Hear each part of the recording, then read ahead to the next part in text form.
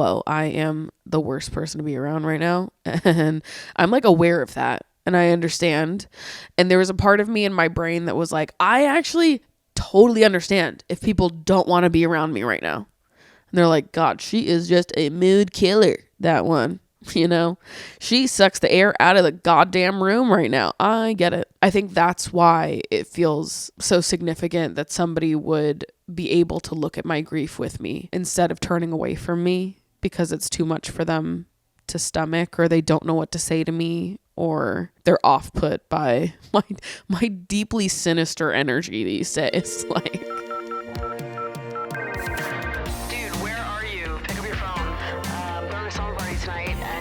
invited, so call me back. Okay, love you. Bye.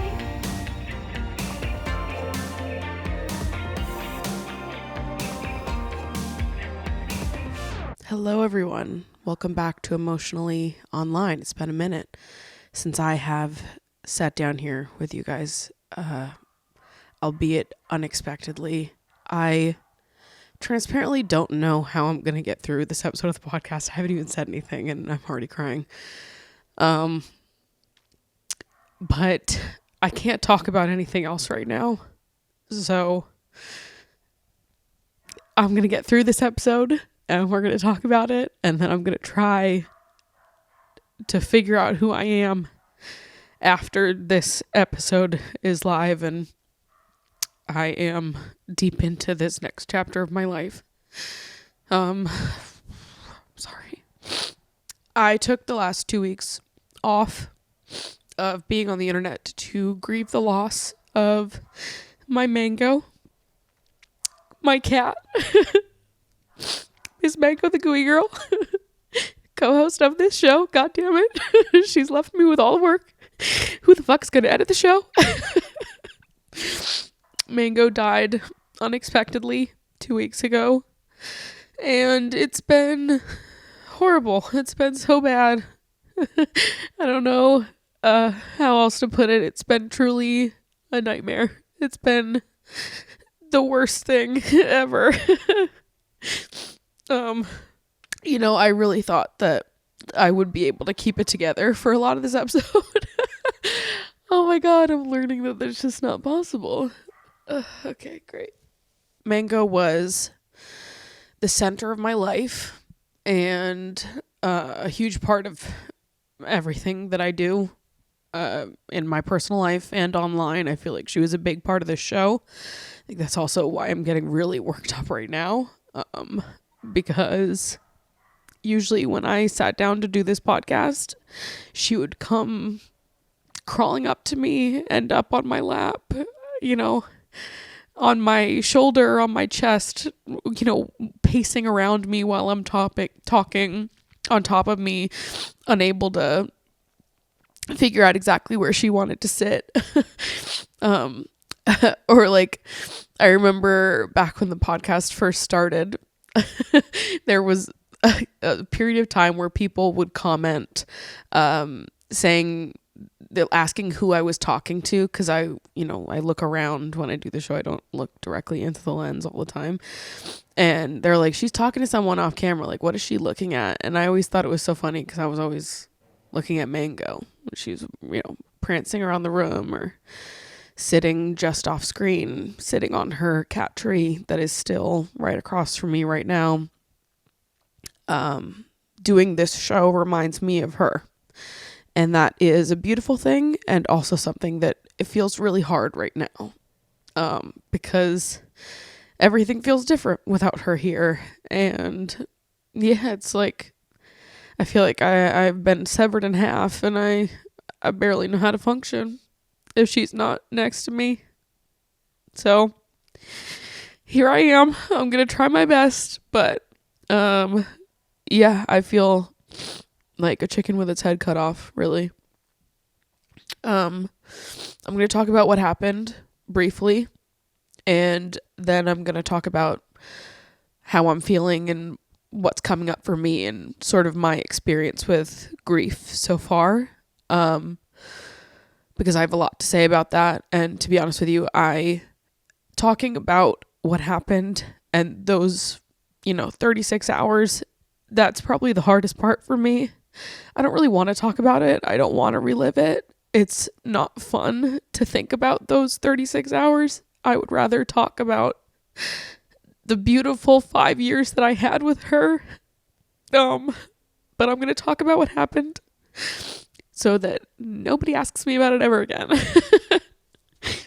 So I've probably mentioned once or twice on the show in passing that Mango had a heart condition, and it was one that I knew about and we treated at home, and she responded really well to treatment. But heart conditions are fickle, and sometimes the treatment can just stop working unexpectedly.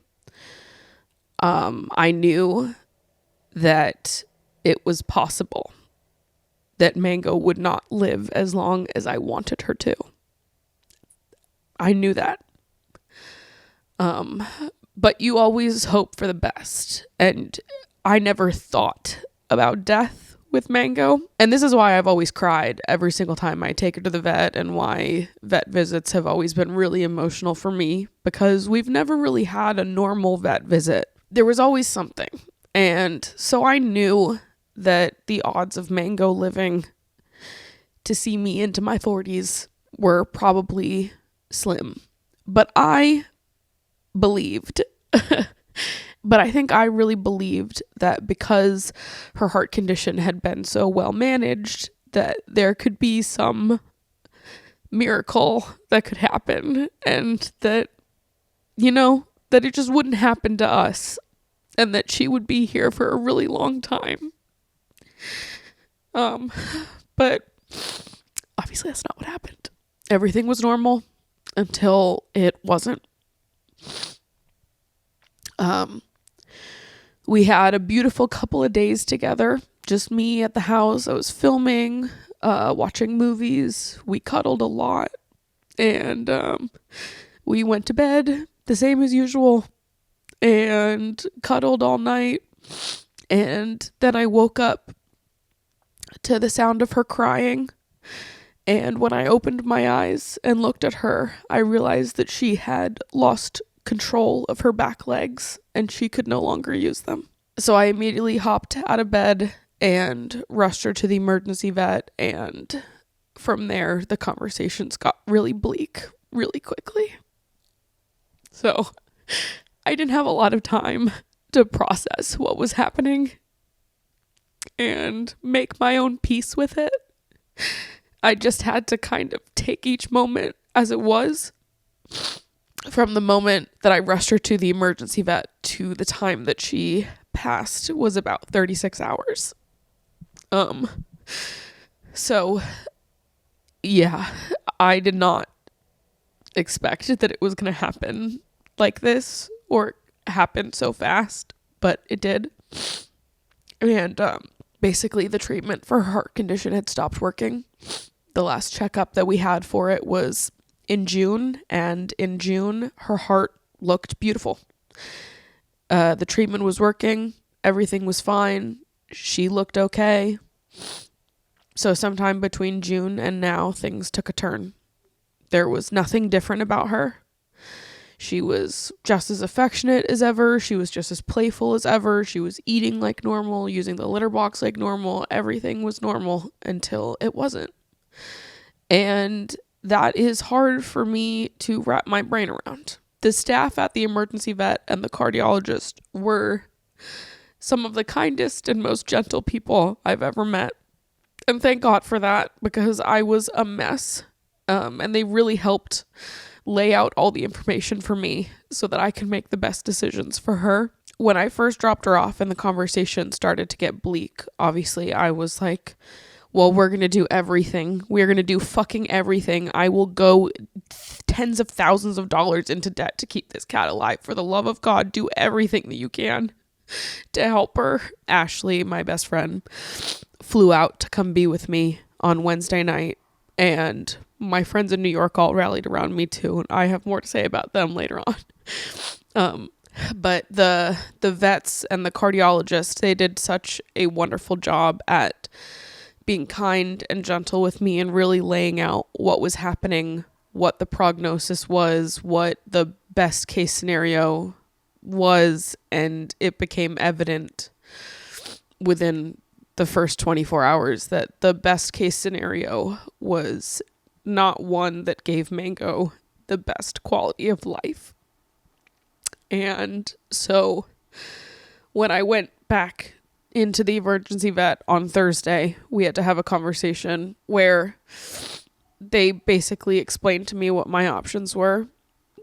And they told me that I could take her home, but that she could die at any moment. And there was just no way of knowing if she was going to last hours or days, or maybe she could last a couple more weeks, but that we were at the end of her life. And I had to make an impossible decision. But I could not keep Mango here just so that I didn't have to hurt. I couldn't keep her here just because I couldn't say goodbye.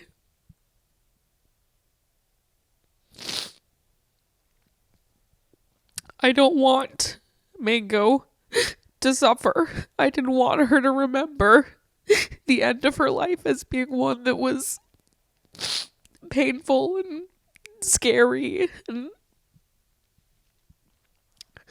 I just didn't want her to suffer at all. So I made the decision to put her down. When the options you're presented with are basically like, your cat's gonna die, we don't know when, but it's here, and also she's paralyzed now and in a lot of pain. You can take her home, but she'll die a sudden and probably scary death while being paralyzed. So once I decided that it was time, they gave me as much time with her as I wanted. And so I sat and I held her in my arms. And I told her about all the ways she had changed my life. I talked about all of my favorite memories with her. I sang her Lady Gaga songs.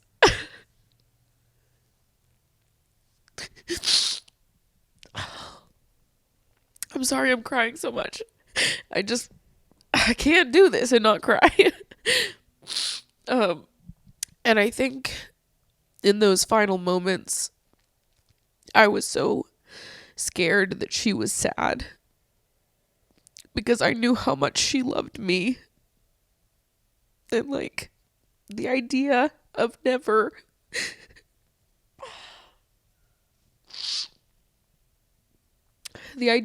seeing her again, or her never seeing me again, that's like heavy.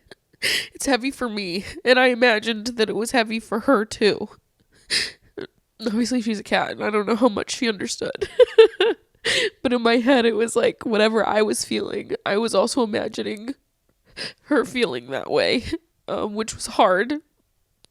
But I held her and I told her that she could give me all of her sadness, that I would take all of it, and that she had no reason to be sad or scared, and that we had a perfect 5 years together. 5 perfect, beautiful years that I wouldn't trade for anything, and I meant it. And it was a wonder that I was actually pretty together when all of this was happening. Obviously I cried. But for like the final 2 hours that I had with her, just holding her and talking, I was pretty strong. And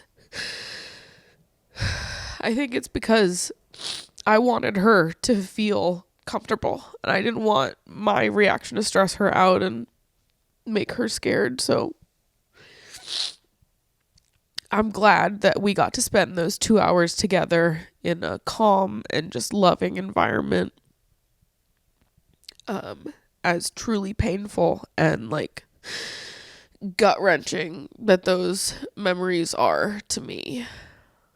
Yeah. It was like I wouldn't have wanted it to go any other way. I wanted to hold her, have her nuzzled right in my neck.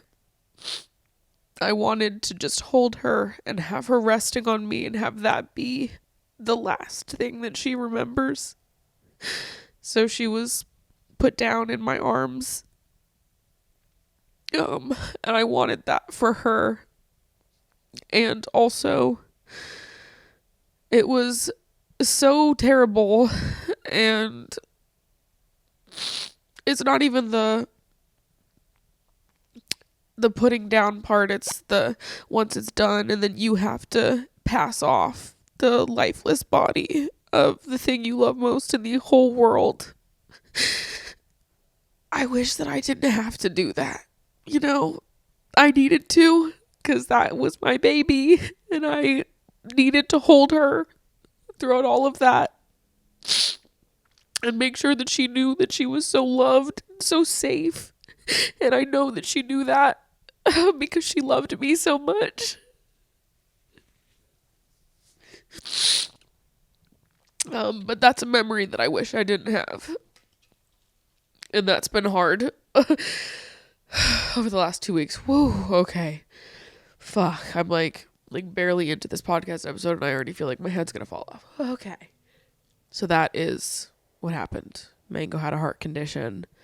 It unexpectedly got worse. Treatment stopped working and I had to make the decision very unexpectedly to put her down after her quality of life decreased literally overnight. And we knew that she did not have long left. So, Maddie, how are you doing? How am I doing? Right. Yeah. Bad. Yeah. Really, really bad. The worst ever, I think. For sure. Yeah. No, it's the worst thing ever. I don't know how else to put it. I feel like shit. I used to talk about this in college a lot. In a time where I was, the one single friend, or, I just felt like I was surrounded by people who were dating and in these long-term relationships, or people who maybe lived with their best friends in the entire world. And obviously Ashley and I haven't lived in the same place since we were in high school, and neither have my sister and I. And so thinking back to college, when I used to talk about this, like being far from the two people I am closest to in my life and being single, I often looked at other people who had anchors, who had tethers, and I felt really like, damn, I wish that I had someone to tether myself to. Like on the weekends, it's like, what are we doing? You just like assume that you're doing things together, or like just the little things of having to plan your life around someone or with someone. And you see people when they're in these long-term relationships, that's what happened. When I look at, my parents, nobody's like functioning completely independently. It's like you're always looking to another person and being like, what are we going to do this weekend? Or I'm going to go do this. You have to let someone know that you're going to go do something. And as much as I love my independence, I also really longed to be tethered to someone, to have someone that I did life with. I value my independence, and also I loved the idea of sharing my life with people that I love and really being tethered to them in that way. And obviously in college I had friends that I saw often, but nobody that I was tethered to, nobody that I was anchored to.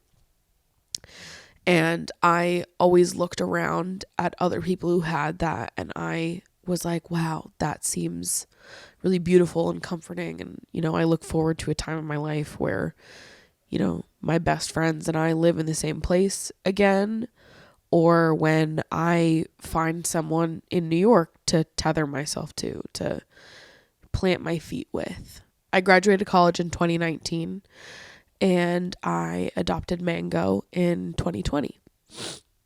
And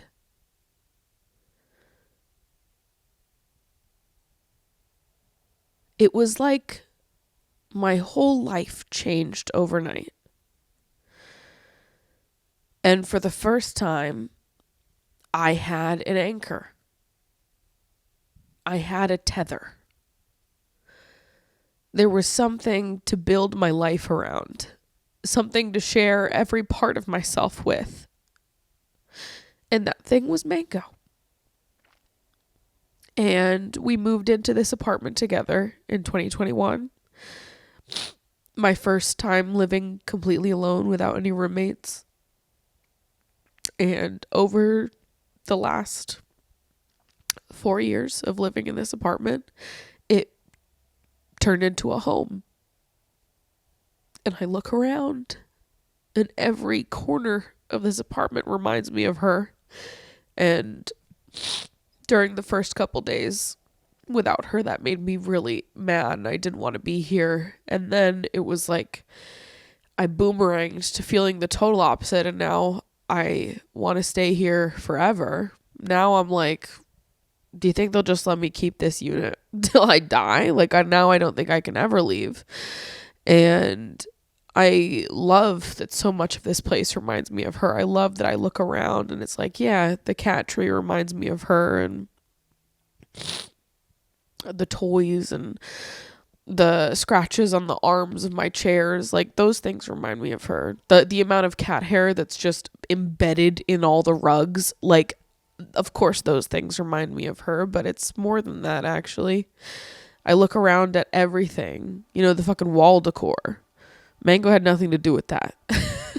You know, she didn't pick it out. She didn't help me hang it.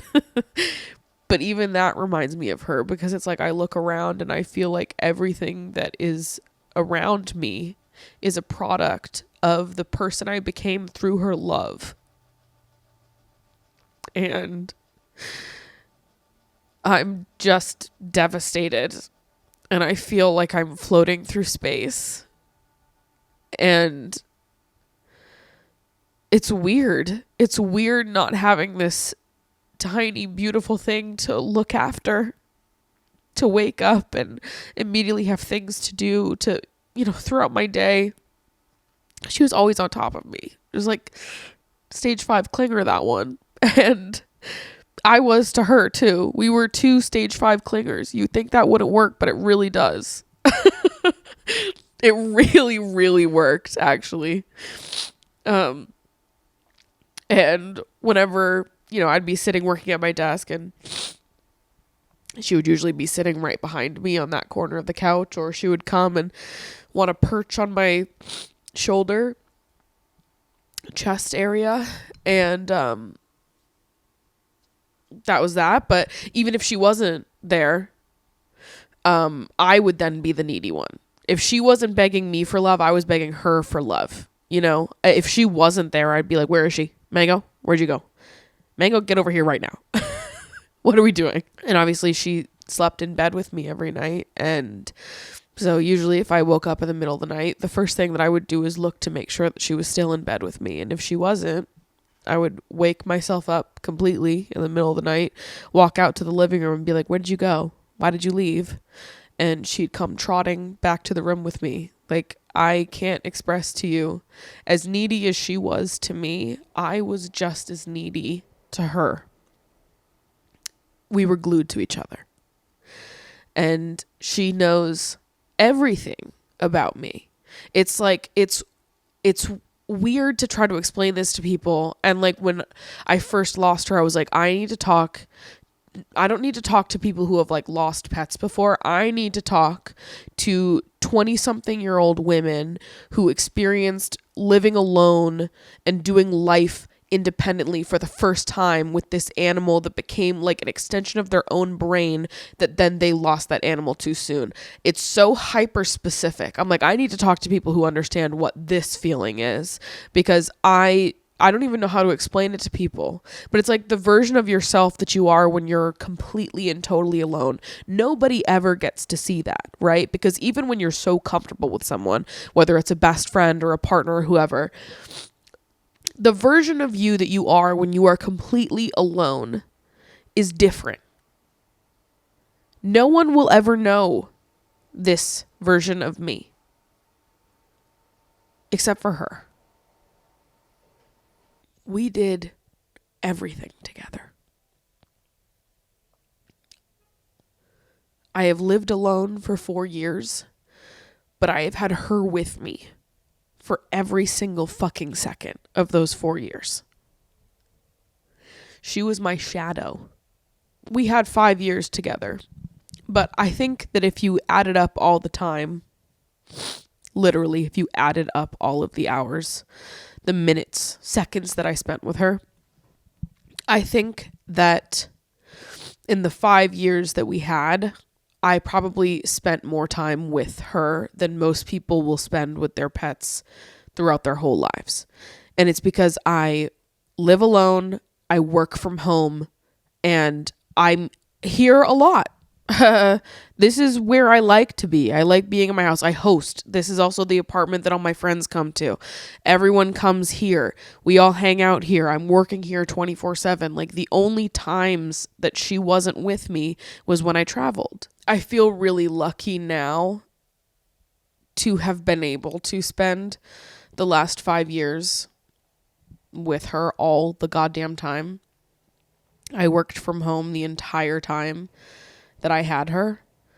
Obviously I became self-employed after 1 year of having her. And so especially the last 4 years have been all about her, all about us. And I think one of the things that's been comforting to me over the last couple weeks is just like knowing that I was completely present with her. Always. There was nothing that came above her to me. Nothing. I would stop everything I was doing to hold her, to hug her. And the last YouTube video that I posted, the little matcha video that I did, when I had set up to start filming for that video, Mango would not leave me alone. This was like 3 days before she died that I filmed that video. She's always clingy. But when I was about to start recording that video, she was like, no, actually, you're not going to record this video because you have to hold me. And she was crawling all over me. And I stopped everything I was doing. And I was like, you know what? And I don't know why I thought this, but in my head, I thought to myself, let's just stop and just hold her for a second because someday I'm going to really wish that I did. And I sat there and just quietly held her and swayed back and forth to the music I was listening to for about 20 minutes until she decided that that was an appropriate amount of time and I was allowed to start filming my YouTube video. And that was really how our relationship always was. I would stop everything to make sure that she knew that she was number one on my priority list. Always. And, I feel just this feeling of being unanchored and untethered is so confusing to me. I built my life around her. And now I feel like the color has just been drained from every part of my life. My whole world feels more flat now.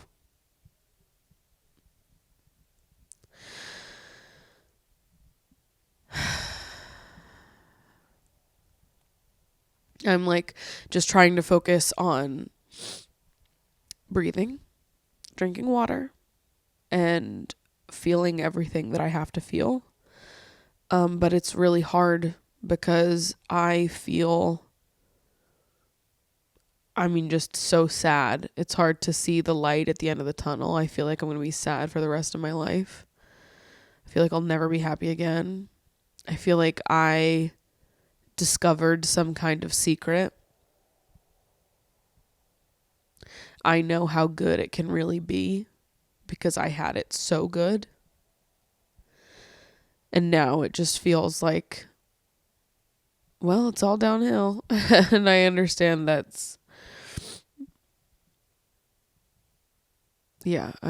understand that I'm not going to be optimistic right now. I'm not going to have anything happy or positive to say. And I hope that I have different things to say in due time. But right now, just everything feels bad. So I did join a grief support group. And I saw a psychiatrist and they prescribed me Lexapro. So guess what? Moves are being made. Is it the worst time of my whole life? Yes. Am I still forcing myself to take care of myself? Yes. So there's that. All I can offer you right now. This is all I've been able to accomplish in the last 2 weeks, okay? I have finished watching Vanderpump Rules, which is a different conversation for a different time. I have started taking Lexapro and I've joined a grief support group. Take it or leave it. That's all I can offer you. My grief feels immeasurable. It is extremely heavy. And it's all that I can think about or see right now. And I am so lucky to have the support system I do, specifically the friends that I do. I knew how great my friends are. That's why I love them. But I have been so floored by the compassion and kindness that my people have showed me over the last 2 weeks. I feel like I actually don't know how I would have gotten through that first week without them specifically. But even now, I don't know how I would be functioning if I didn't have the best friends in the entire world. Ashley flew out to be with me the second that things started to get bad, and she stayed with me through that whole weekend. August and Jordan, they also dropped everything to be with me. I wasn't alone for the first 7 days after it happened. People were staying here at the house. They were coming over every day. People brought me food, brought me flowers, notes. They made, set up a whole little calendar for me so that I always had something to do. And they would have done it for as long as I asked them to. I told them they could stop. And then I wanted to be alone for 2 days. And then I went to go visit my grandma. And now I'm back. I just got back from visiting my grandma yesterday. And I want to be alone today, but I have plans tomorrow. And then I've, made plans for myself for the next week. My friends have been the best. The fucking best. And I feel really, really lucky to have them. And to be so understood by them. To be so seen by them. I was worried that people weren't going to understand. But to even see my friends grieving with me, that moved me and made me feel just wow, okay. I really love them, but they really love me too. And they really loved Mango. I am devastated and I'm grieving, and obviously I'm gutted, but to see my friends also be sad, the people who watched Mango when I left town. Mango has never been alone a day in her life, because I hated the idea of her being alone for more than a couple hours. So if I wasn't here, one of my friends was here, And to see the friends that spent the most amount of time with her also grieving and feeling that loss and crying with me, like that was also a comfort to me, to really see that I was not alone and that I had a community of people that not only saw me in my grief, but also saw her and the love that we shared and how beautiful and just perfect that she was. And that was, yeah, that just meant a lot to me. So many people have stepped up and just been a really fantastic friend to me. I feel rich in friendship, truly. And I always feel that way, but I feel that way the most right now. Because holy shit. Yeah, I don't know how I would have gotten through the last 2 weeks without them. And I don't know how I'll get through the upcoming months without them, but I'm so glad I never have to know that. I'm so grateful. So fucking grateful. My friends are my lifeboats. And even looking beyond my, my friends and family, but you guys, when I posted on Instagram that Mango had passed, I received like 3,000 DMs in a span of 24 hours. If you sent one, I saw it. Obviously, I did not respond to pretty much anybody. But if you sent it, I did read it. Even if you think I didn't, I did. I read everything. I was so moved seeing how many people were impacted by Mango and by the love Mango and I shared. It was incredible to me to see, obviously I know this. I know how well documented my love of Mango has been. I made a whole video, about the process of adopting her, and she's been in all of my videos for the last 5 years. She's in so much of the podcast. I couldn't shut up about how much I fucking loved that cat. I loved her. Love present tense forever. I fucking love Mango. And it was really comforting to see how well documented, to really see how truly known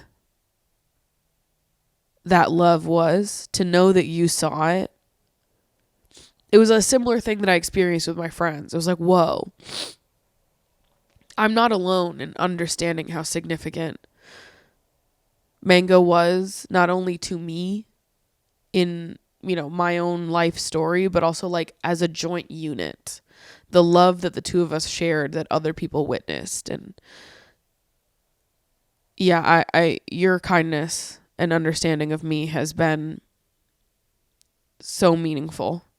The amount of people that messaged me and sent me, links to grief support groups that helped them, links to podcasts and books that helped them process their own grief, reading other people's grief stories and how they grappled with, those initial couple days and then those initial couple weeks and then the initial months, and like how the feelings evolve and what to do with all of them. It meant so much to me to see how many people wanted to help me and wanted to see me in my grief, which to me feels like the most significant and moving thing that someone can do right now. It's like, I don't need anybody to try to fix this or make me feel better.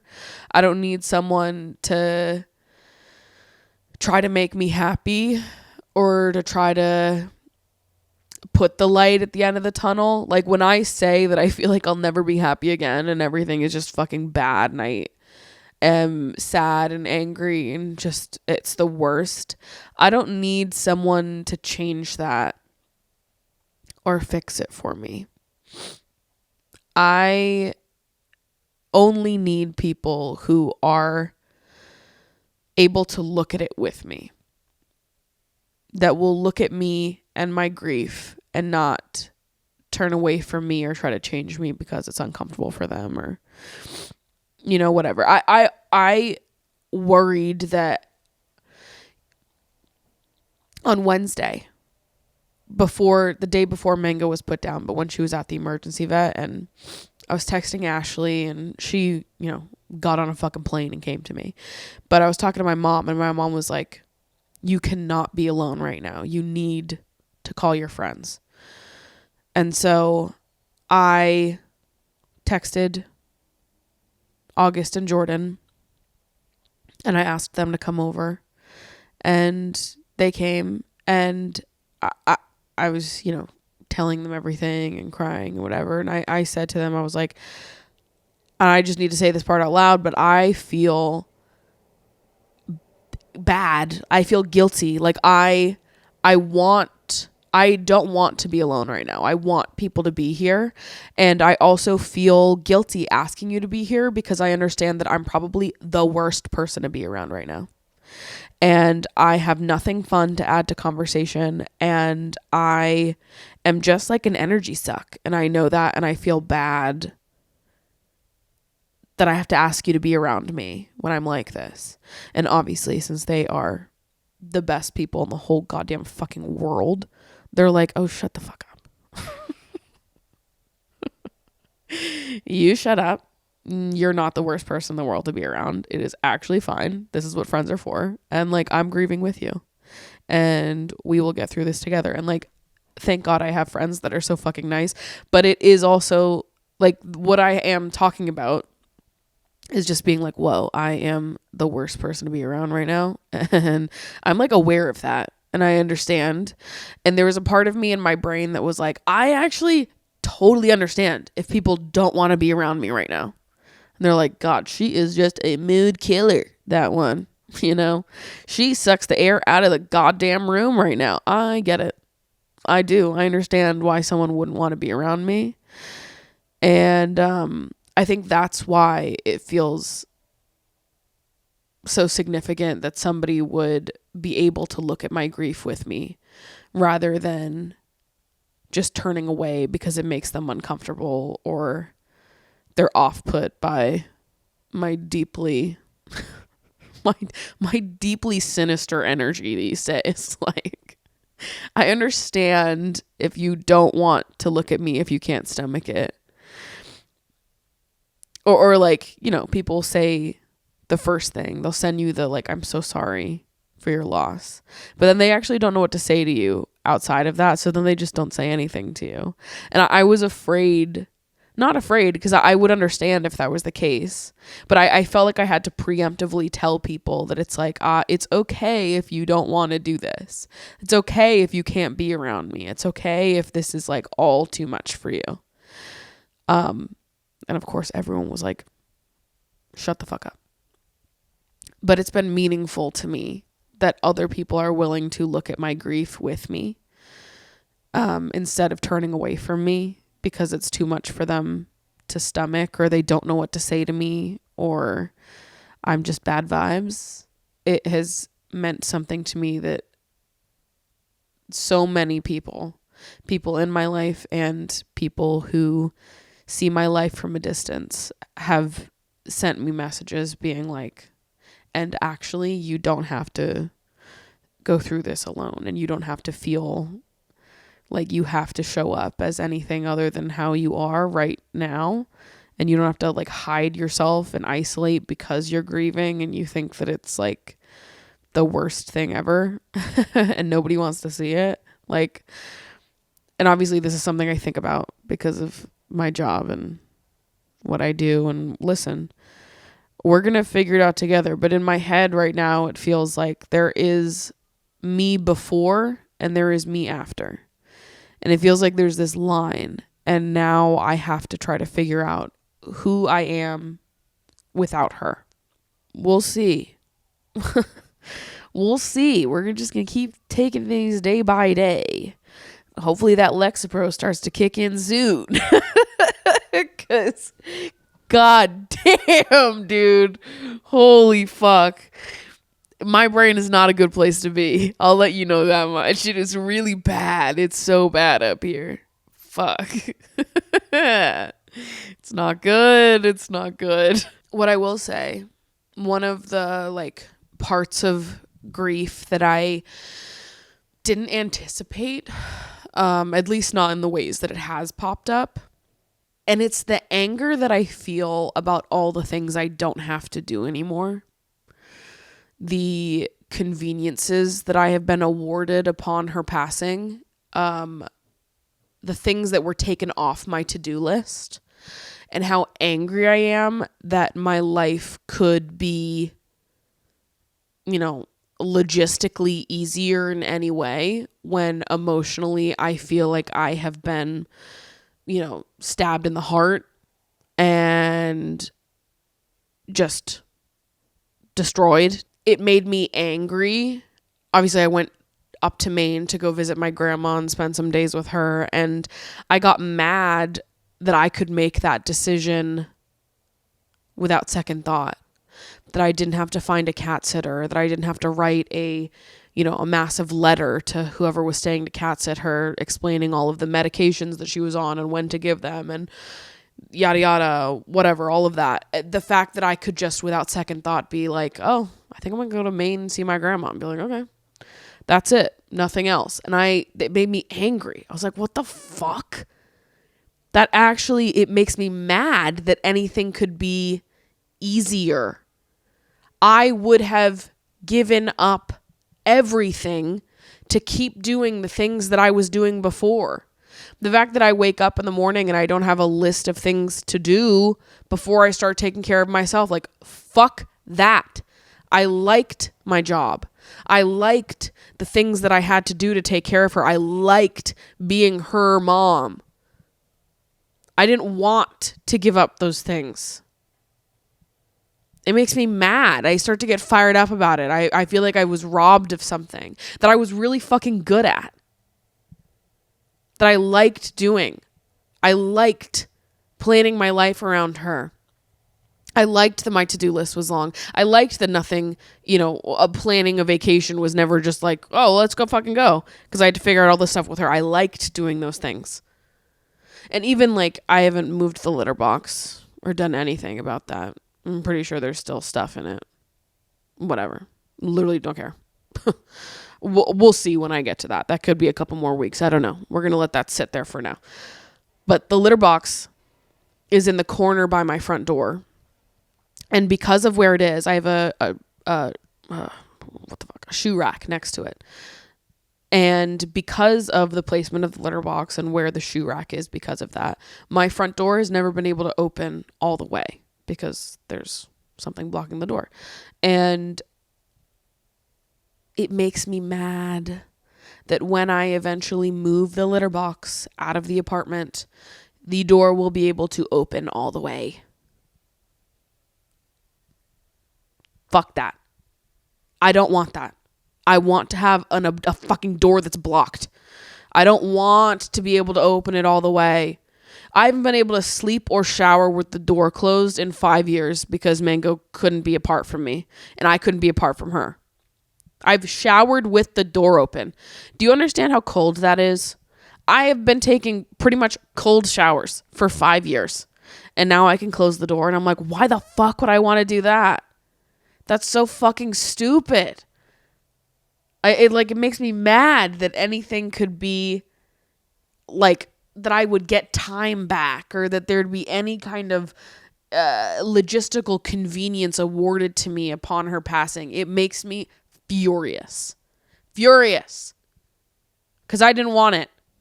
And someone commented on the post that I made on Instagram about her passing, which actually, this was kind of exciting. And I'm really, this was a pocket of joy in the midst of so much pain. But the painting that I posted on Instagram of Mango and I, somebody painted that in like 2021. And I remembered it when I was going through old photos and videos of Mango for this post. I remembered this painting existed and what like a beautiful capture it is of this era of life that I got to share with Mango. And I was like, damn, well, what are the odds this person still has this painting if they kept it and if they'll respond to my message. The account that it was posted on hadn't been active in a couple years. So I was like, this is kind of a long shot, but let me DM them and see if they have it, because if they still do, I would love to buy it from them. And first couple days, I didn't hear anything back. I was like, yeah, it was a long shot, but it was worth a shot, because I would love to have that painting if it exists. Lo and behold, a couple days later, they did end up responding to me. They do still have the painting, and they just sent it over to me, which I'm so excited about. That was like, what a joy that is, to have this painting of Mango and I that I can display in my home literally for forever. And it's like a gorgeous painting. Go check it out. It's on my Instagram. But that was a pocket of light, something good to happen over the last couple weeks. I am stoked that I'm going to have that. But what I was going to say was, in the comments of that post, somebody commented saying that they could see how linked mine and Mango's nervous systems were. And every time I talked about something passionately on the podcast, she would, find her way onto my lap, onto my chest. And I couldn't agree more. My nervous system was linked to her. And yeah, this is primarily why I went and saw a psychiatrist so soon after, because I was like, I've already been talking about going on anti-anxiety medication. We talked about this on Patreon a couple months ago. But obviously this lit a fire under my ass, because I was like, well, the one thing that helped with my anxiety is now gone. What the fuck? What do we do? I don't know what we do. I have nothing to add. Everything is bad. I'm excited to have this painting though, and to have something that captures this era of life so beautifully. Obviously I got a tattoo for Mango 2 years ago. This one on my arm of a cutie little girl sitting in a martini glass with a cat pawing up the side. Obviously the cat doesn't look like Mango and the girl doesn't look like me, but that was intentional. Because our love transcends our physical bodies. It transcends this life. It goes into every single life we've ever lived. It's not about what we look like in this life, because I know that I've spent every single one with her. And I meant it then when I got the tattoo, and I still mean it now. I'm getting another tattoo for her next week. So it's not going to stop there.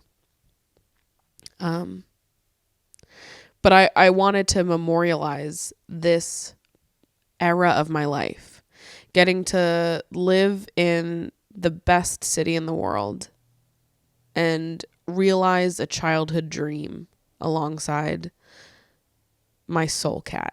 After I started being able to support myself creatively, people used to ask me all the time, like, what's next? What's the next thing for you? What's your next dream? And I was always like, dude, I don't fucking know. I'm like, I have a lot of dreams in that, other creative pursuits that come from this realized dream. Like, all of my dreams are connected to this one. They're offshoots of this one, but this was the dream. So I don't know what comes next. And I think that's been the thing that like really kind of unplugs my brain. Like, I feel like I've been going through ups and high highs and low lows in the processing of all of this. Like, I will be guttural, like zombie sobbing. And then it's like something unplugs in my brain. And then it's like, oh. And it's like I can barely hold on to a thought anymore. We've been going back and forth between those two things, but it's been happening a lot whenever I think about this specifically, which is like, the life I just lost was my dream life. There was nothing else that I wanted, but that's been happening a lot every time I think, like, what now? What next? I had everything I wanted. Just me and Mango against the goddamn world. A childhood dream realized, just the two of us. Me and her against the goddamn world. And now a chapter has been closed. And I'm supposed to find a different dream. Like, I don't want a different dream. I liked my life. And I don't want to... Everything feels different now. It's like, this is the life I shared with her. This is the chapter of my life that I shared with her. She is supposed to be here. She was a part of this dream, this vision. I don't recognize this life if I'm not with her. And then it just makes me feel like everything is about to change and I can't deal with that. But it's like, how can life stay the same?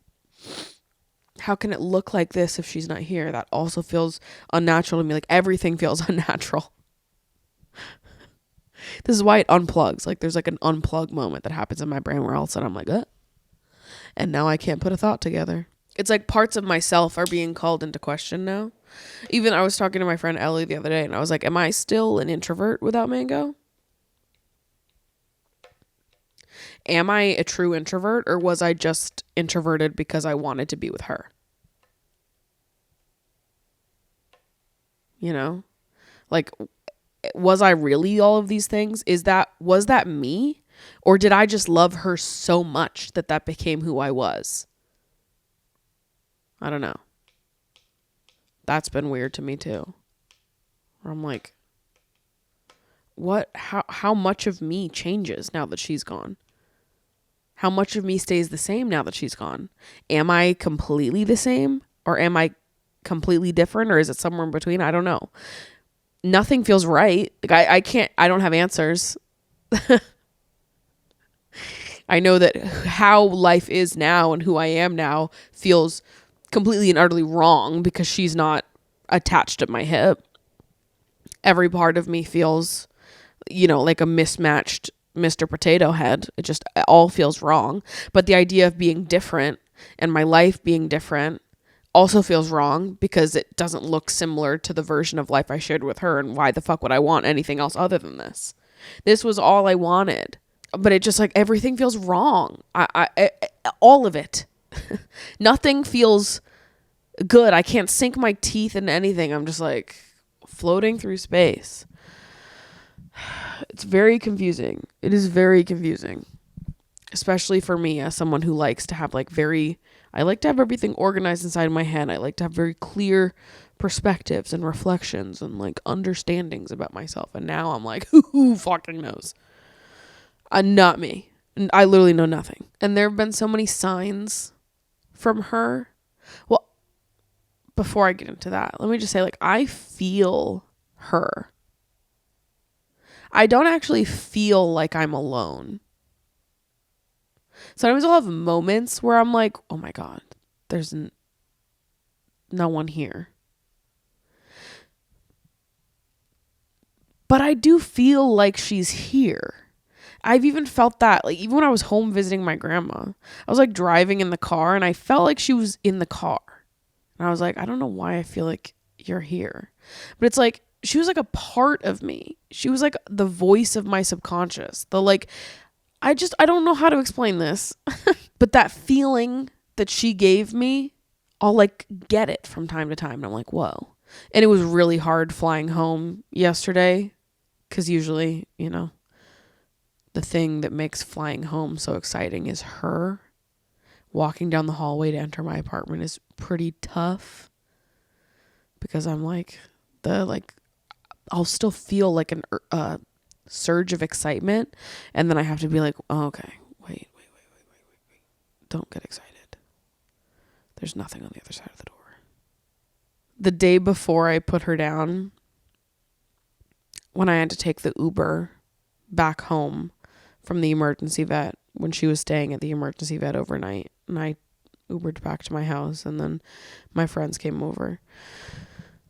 The Uber driver that picked me up was so nice. I was crying and I had an empty cat carrier with me. So maybe he was putting two and two together. I get in the car and, truthfully, I was hoping for a quiet ride. Truthfully, I was hoping for a no talking ride as I'm crying.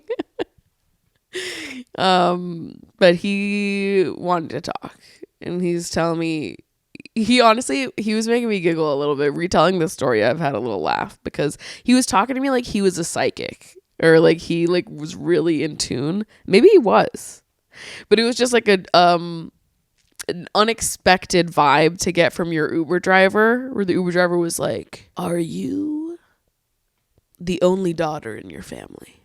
And I was like, "No." No, I am not the only daughter in my family. And he was like, "Okay, but are you the oldest daughter in your family?" And I was like, yeah, you got that one. You got it. And he was like, "You see, I could tell this because you have a very grounded and calming aura about you. I can tell this about you. You have a good energy, a good aura. You should preserve it at all costs. Do whatever you need to do to stay true to yourself during your life because you have something special. You have a good, calming, grounded presence to you." As I'm crying in his backseat, I was like, "Really? T. T. I have a calming, grounded presence as I'm hyperventilating in the backseat of the Uber. Read it and weep, America." Like, we just kept talking about the vibes that I was bringing, and I could not hold a conversation. So he was really doing most of the heavy lifting there. And then by the time we pull up to my apartment, he stops and he's like, "Have you had lunch today? Have you eaten something?" And I was like, "No, I haven't eaten anything." And he hands me a packet of cookies and was like, "Take these." And I was like, that is so nice. And there was something about like being shown the kindness of a stranger at that moment that it stuck with me, and I've been thinking about that a lot. And then obviously Mango knows I'm a huge Lady Gaga fan. That's all we listen to around this house, and that's what I sung to her in our final moments together. After she passed that evening, a bunch of my friends came over. We got mango margaritas in honor of my girl, and we stopped at Bake Shop before coming home to my apartment. And right when we walked into Bake Shop, Lady Gaga was playing. And I was like, I hear Lady Gaga places from time to time. But now it's like, it feels different. Now it felt like, oh, she put this on. Somebody put this on because she knew that I was walking in. She made sure my favorite song was playing. And then the next morning we went to a coffee shop and they're playing fucking John Wayne by Lady Gaga in the coffee shop. And I'm like, random. First of all, who the fuck's playing anything off Joanne? Second of all, John Wayne, that's my favorite song off Joanne. Why are they playing John Wayne? It was just so random. And I was like, what the hell? They're playing John Wayne. And I feel like over the last couple of weeks, I've just been hearing Lady Gaga everywhere. Like I walk into a store and they're playing Lady Gaga and I'm like, what the hell? Everywhere. And that's been comforting to me because I'm like, I really just feel like she's prepping. She's working her magic up there. She's like, Maddie's coming. You better turn on her favorite song. That is how I felt. And then we went to Friends, my favorite little home decor store. And they sell warmies, which are stuffed animals that you can put in the microwave. They're like full of chamomile and lavender and all of that. So they smell good and they're nice and warm. The only one they had in the whole goddamn store was a calico cat. Like, are you kidding? Obviously, I bought it. I've been sleeping with it and taking it around with me and talking to it as if this is Mango, because some part of me feels like it is. There is some part of me that feels that she is inside of this little thing right now, but I actually feel like she's everywhere. Like, it's not just in the cat, right? Like, I feel a strong gust of wind and I'm like, oh, it's her. I've also been seeing bees everywhere, like, and it's not just like seeing bees, it's like bees that won't leave me alone. Bees that just like come and surround me and are like addicted to my energy. Bees don't usually fuck with me like that. But lately bees have been fucking with me. And I'm like, is it her? Is she a bee? Dude, I think that she has the power to be pretty much anything that she wants to be. Okay, this one was funny. This one made me giggle. But the couple days after I put her down, I was really struggling with like having to make that decision. I do feel like I've sort of made my peace with it and found the things to cling on to and to remind myself of that help calm me down. But those first couple days afterwards, I was really struggling with like the weight of having to make that decision and like, yeah, just like wondering how she felt in her final moments and if she was scared, if she understood that death was coming. Anyways, we've come to the conclusion that cats don't really understand death the way that I do. Which was an awesome call out from someone on Reddit where I'm like, oh my God, like I'm just picturing my cat understanding that she's dying, that she's being euthanized, and it's like tearing me up inside. I could not deal with that. Someone was like, your cat does not know what death is. I was like, hold on. They're like, your cat is not scared of death the way that you are. I was like, hold on. You're cooking with gas now. Okay. Here I was projecting all my fears onto this animal that has no idea what's going on. All that she knows is that she trusts me and that she's safe in my arms, and whatever is coming, she believes that is the right thing, or it's going to be okay because I'm her mom and her whole life is me, and that's that. I'm okay with that now. I've made peace with it, and yeah, maybe it'll come back up and I'll be stressed out again by it another day, but today I don't feel that way. And so we're sitting at this coffee shop outside talking about all of this. This is such a New York interaction. We're sitting at this coffee shop outside and some man comes up to us and he just looks at me and he goes, don't you ever say sorry. Never, ever say that you're sorry, and walks away. And we were like, hold on. Hold on. I was like, did Mango just possess him for a second? What the fuck was that? What happened? Did my dead cat possess this man and tell him to tell me that I should never be sorry? It was just funny because that's what we were talking about. And then this guy comes up. He's like, never say you're sorry. And I'm like, for real? Never, ever say that you're sorry. I was like, okay. I do believe that Mango is powerful enough to possess any and everything that she so desires. I believe that she's capable of everything. And then back to the Lady Gaga stuff. But me, August, and Ashley went to go to see a movie.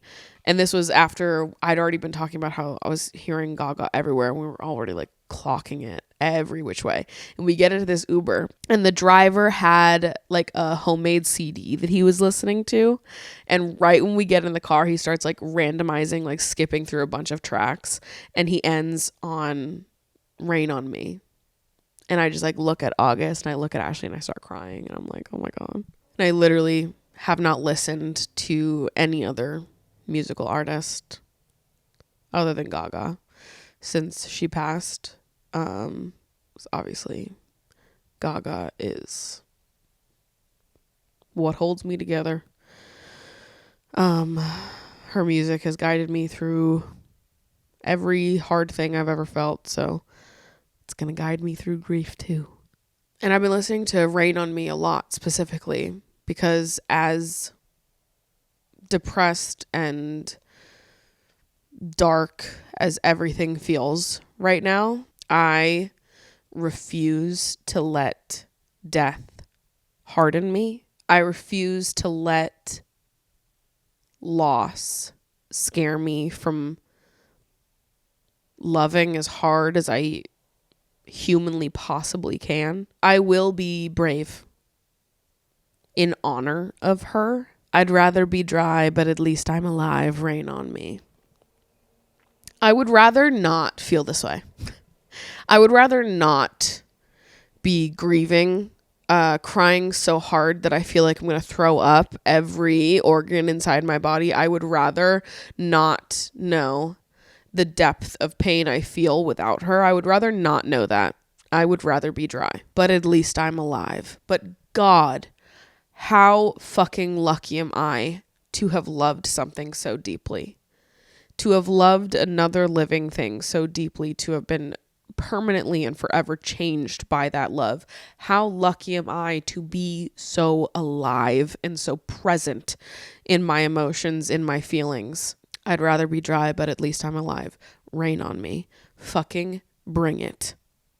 Whatever pain that I'm feeling right now that is waiting for me along the horizon, bring it. Because if I had to do this whole thing over again, I would make the same choices. It's like, oh, why do we do this? Why do we adopt animals? Why do we bring pets into our lives, knowingly opting in to like the worst heartbreak of our entire lives? Why do we do that? I know exactly why we do that. I know exactly why I did it. I was changed by this cat.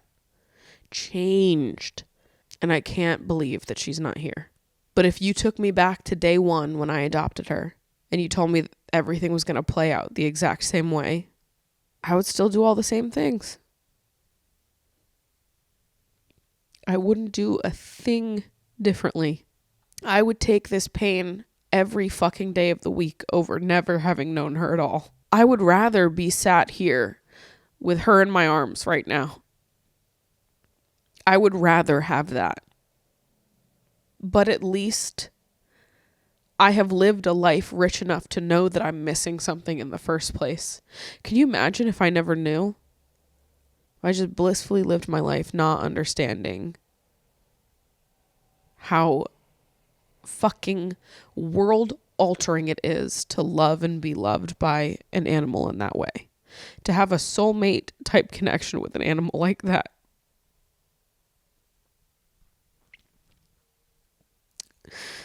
There will just never be another Mango to me. I love her so much. And I'm so lucky. And life is cruel and unfair, and she deserved to be here for so much longer. But God, if I had to go back and do it all over again, I would do everything the same. Because now I know a secret. I know something. I have felt it. I was there. And I will take this pain every day of the goddamn week because it meant that I got to love her. I would have done anything to have more time with her. But I will not let the pain of losing her stop me from loving as hard as I learned to love through her.